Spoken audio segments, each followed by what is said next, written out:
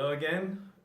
We're going to deal now with a very important question, which is how to build trust in your organization as the leader. This is a very central question that is coming from everywhere. Trust. There is no trust. You hear it everywhere you go. I do seminars all over the world, and the main issue is there is no trust. And because there is no trust, a lot of things that could have been done much better don't get done, or get done in a very low level. You understand, effectiveness is a scale that can go from 0 to 100, and lack of trust places it at around about between 15 and 20%. It's that critical. So the question of how to build trust in your organization is central to your ability to perform as a real, authentic, charismatic, leader. You're there. Now, trust can be answered in many ways. There is the short answer, there is the long answer, and of course, as I said, when I perform a 3 or 4 day seminar, I have the time to do it with people and the experience, but I'm giving you the core now, and you can go and apply it. Make no mistake about it. You're getting the real vitamin of this. The first thing, if you want to be trusted as a leader, then give trust. You got to make the first move. You have to trust people. Now, trust is an essence, it's a core being, it's a quality, and it has an outplay through which it can show itself. How does trust show itself? Well, stop micromanaging. Realize that people are very capable. So if you macromanage, and give this thing a chance, you will see that they will respond. Now, I'm not saying not to monitor and evaluate what they're doing, but do not micromanage. The moment you micromanage, everybody loses their confidence. There is no trust building. So learn to macromanage.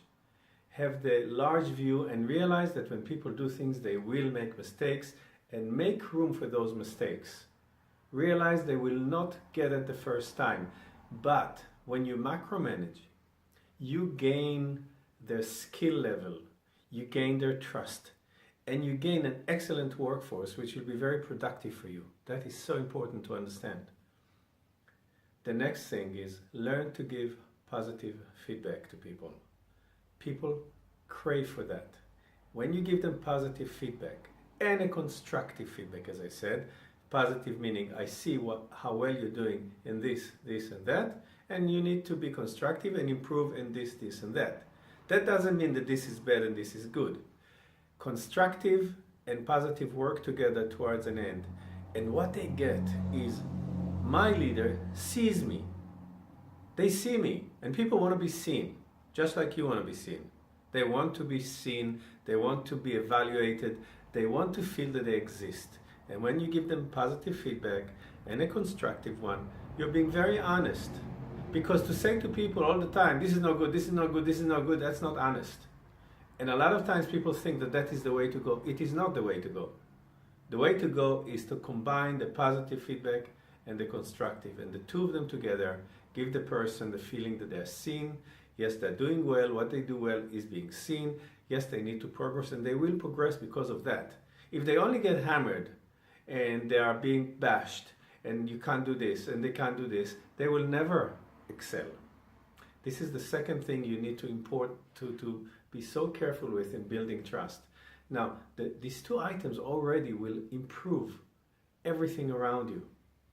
The third thing is make sure that you keep an open door policy. People can approach you. You are approachable. You're friendly. You have a listening ear.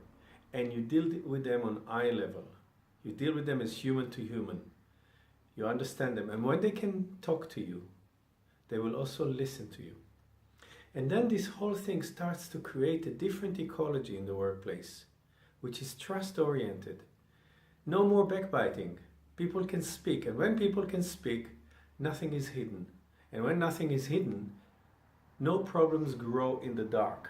Because that's what problems do. When they're not spoken, they grow in the dark and they become much bigger than they should be. Much bigger. This is also, I'm going here to solving problems, actually preventing problems as a trust building mechanism. So these few suggestions are going to make a difference for you if you apply them. Not if you just think them, but you apply them. So I want you to do this once a week as a feedback thing. I want you to have an open door policy and to really start macromanaging instead of micromanaging. And in the macromanaging, apply monitoring and evaluation. There will be more about that in the second level, the more advanced level of the mastership on leadership, which will follow this course. There's going to be another course coming. But this will start you off, and I'm sure you'll do very well with this. Apply it, and you'll see. This is Eli signing off.